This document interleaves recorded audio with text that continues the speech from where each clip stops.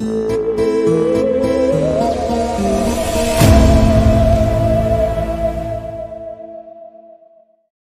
गांव जो अंधेरी के नाम से जाना जाता था, जहां सूरज की रोशनी भी बहुत डरावनी थी। यहां सब कुछ धीमा था, इतना धीमा कि पत्तों के गिरने की आवाज भी साफ सुनाई दे जाती। गांव के बीचों बीच एक पुराना पीपल का पेड़ था, जिसके नीचे अक्सर बूढ़े बुजुर्ग बैठकर कहानियां सुनाया करते थे। इन कहानियों में से एक कहानी थी गांव की तीसरी गली की। गांव में केवल 3 गलियां थीं। पहली गली मंदिर की ओर जाती थी, दूसरी बाजार की ओर, और तीसरी गली के बारे में कोई बात नहीं करता था। ऐसा नहीं था कि वह गली मौजूद नहीं थी, पर गांव वाले उसे अनदेखा करते थे, जैसे वह कोई बुरी याद हो। उस गली में कोई घर नहीं था, बस दोनों तरफ घने बबूल के पेड़ थे और अंत में एक पुराना सूखा कुआं। गांव का सबसे छोटा बच्चा टिल्लू बहुत शरारती था। उसकी आंखें हमेशा चमकती रहती थीं और मन में हजारों सवाल उमड़ते रहते थे।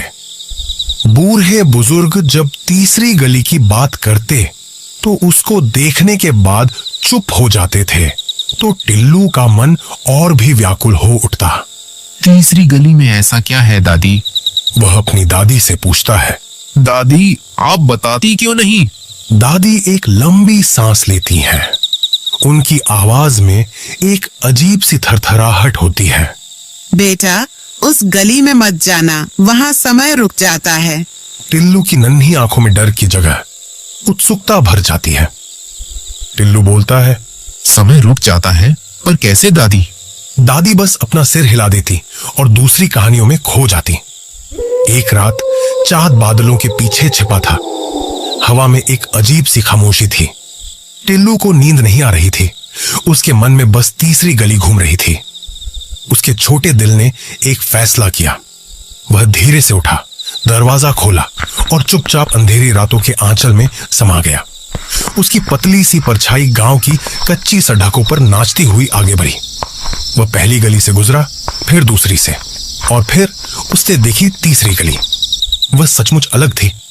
बाकी गलियों में घर थे, दियों की हल्की रोशनी थी, पर तीसरी गली बिल्कुल काली थी, जैसे किसी ने अंधेरे की चादर पहना दी हो।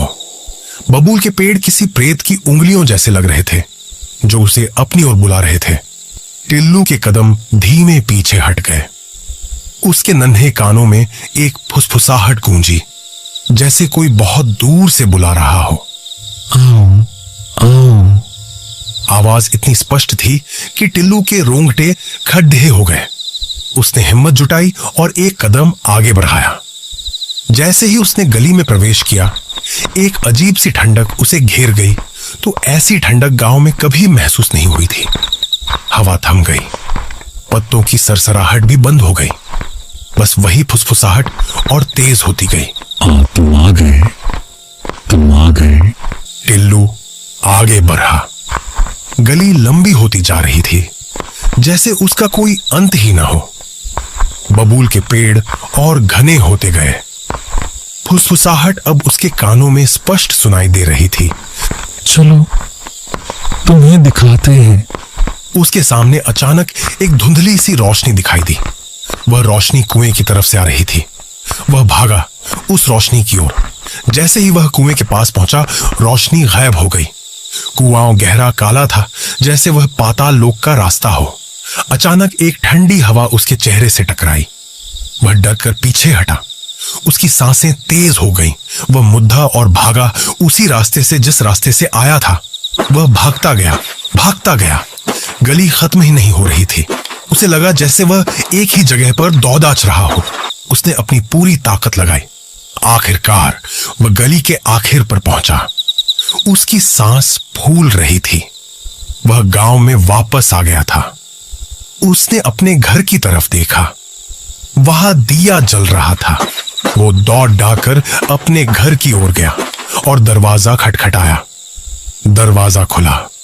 उसकी दादी खड़ी थी। उन्हीं पुरानी आंखों से उसे देख रही थी। टिल्लू, कहाँ गए थे बेटा? रात भर जागे हो क्या? दादी, मैं तीसरी गली में गया था। दादी ने उसे प्यार से देखा और धीरे से मुस्कुराई। बेटा, तुम अभी अभी तो सोए थे, अभी तो आधी रात भी नहीं हुई। टिल्लू ने घड़ी देखी। सचमुच अभी रात के 12 बजे थे। वह तो कुछ देर पहले ही उठा था, पर उसे लगा कि वह घंटों भागा है। क्या यह एक सपना था? उसने अपनी दादी को देखा। उनके चेहरे पर वही शांत भाव था। वह बिस्तर पर गया और तुरंत सो गया। अगली सुबह सूरज की रोशनी से गांव जगमगा रहा था। टिल्लू उठा और नाश्ता करने बैठा। उसकी दादी ने पूछा, कैसी नींद आई बेटा? ठीक थी दादी। लेकिन उसके मन में अभी भी रात की घटना घूम रही थी। वह थोड़ा सहमा हुआ था। शाम को टिल्लू बाहर खेलने गया। वह खेलते खेलते गांव के किनारे तक पहुंच गया। उसने देखा वही तीसरी गली। उसके मन में एक अजीब सी बेचैनी हुई। वह वापस घर की ओर लौटा, पर तभी उसके कानों में वही धीमी आवाज गूंजी, आओ आओ। टिल्लू ने गर्दन घुमाई। कोई नहीं था, पर आवाज स्पष्ट थी। वह समझ गया वह रात का अनुभव कोई सपना नहीं था। उस रात फिर चांद बादलों के पीछे छिपा था। हवा में वही अजीब सी खामोशी थी। टिल्लू को नींद नहीं आ रही थी। उसके मन में बस तीसरी गली घूम रही थी। उसके छोटे दिल ने एक फैसला किया। वह धीरे से उठा, दरवाजा खोला और चुपचाप अंधेरी रातों के आंचल में समा गया। उसकी पतली सी परछाई गांव की कच्ची सड़कों पर नाचती हुई आगे बढ़ी। वो पहली गली से गुजरा, फिर दूसरी से, और फिर उसने देखी तीसरी गली। वह सचमुच अलग थी। बाकी गलियों में घर थे, दियों की हल्की रोशनी थी, पर तीसरी गली बिल्कुल काली थी, जैसे किसी ने अंधेरे की चादर पहना दी हो। बबूल के पेड़ किसी प्रेत की उंगलियों जैसे लग रहे थे, जो उसे अपनी ओर बुला रहे थे। उसने हिम्मत जुटाई और एक कदम आगे बढ़ाया। जैसे ही उसने गली में प्रवेश किया, एक अजीब सी ठंडक उसे घेर गई। हवा थम गई। पत्तों की सरसराहट भी बंद हो गई।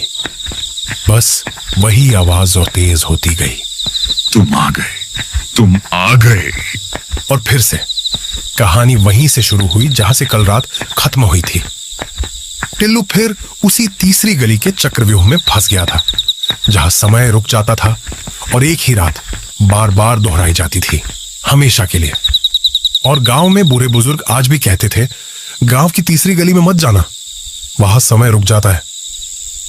ये कहानी आपको कैसी लगी?